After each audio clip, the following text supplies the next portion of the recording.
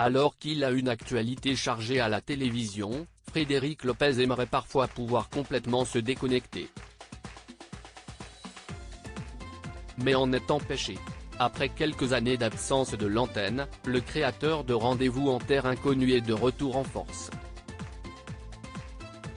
Avec un dimanche à la campagne, émission reprise de sa parenthèse inattendue diffusée 10 ans auparavant entre 2012 et 2014, Frédéric Lopez reçoit de nombreux invités prestigieux dans un cadre intimiste. Il rassemble des personnalités d'âges différents et qui n'ont pas forcément grand-chose à voir ensemble et les fait tisser des liens qui les mènent à se confier comme rarement.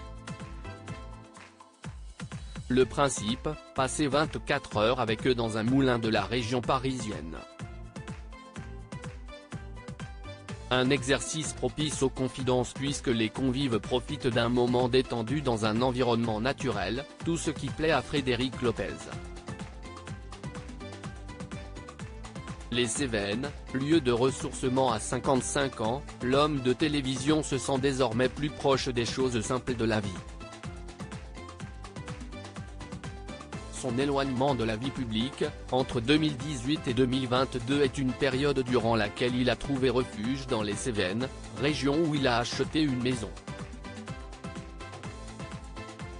Au Parisien Week-end, ce 20 janvier, il confie d'ailleurs, « Si j'ai quelques jours, je file dans les Cévennes ». Au magazine, l'animateur se confie aussi sur son week-end idéal. Un week-end à profiter et se détendre sans culpabiliser.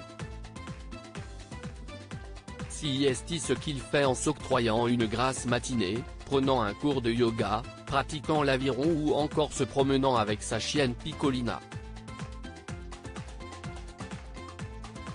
Mais un élément l'empêche d'être tout à fait libre dans ses choix.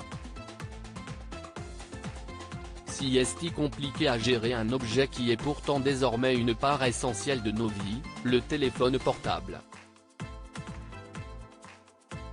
De son côté, Frédéric Lopez confie qu'il aimerait pouvoir s'en éloigner.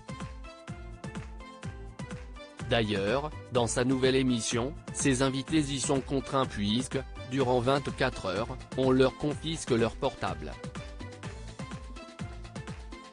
L'animateur a donc un rapport plutôt déconnecté avec le sens mais, spécificité de l'ère digitale où chacun est toujours joignable, il ne peut pas s'en détacher autant qu'il le voudrait. Il m'arrive de l'éteindre quand je suis dans les Cévennes, mais les gens ont tendance à s'inquiéter quand ils ne parviennent pas à vous joindre. C'est compliqué à gérer. Il faut prévenir famille, amis, et collègues. À Paris, je le pose dans un coin et j'évite de le regarder trop souvent, regrette-t-il. Peut-être que ce message lui permettra un peu plus de liberté à cet égard.